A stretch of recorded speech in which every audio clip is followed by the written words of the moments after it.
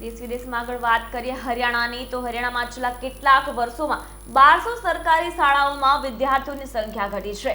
ખાસ કરીને તે શાળાઓમાં જ્યાં ઘણા શિક્ષકો 5 થી 10 વર્ષથી કાર્યરત છે. ઝીરો ડ્રોપ આઉટ ધરાવતા વિદ્યાર્થીઓની સંખ્યા વધારવાનો લક્ષ્યાંક ધરાવતી રાજ્ય સરકારે આવા શિક્ષકોને ચેતવણી આપી છે કે જો નોંધણીમાં સુધારો નહીં થાય તો તેઓને એવી શાળાઓમાં ટ્રાન્સફર કરવામાં આવશે જ્યાં વધુ કામ હશે.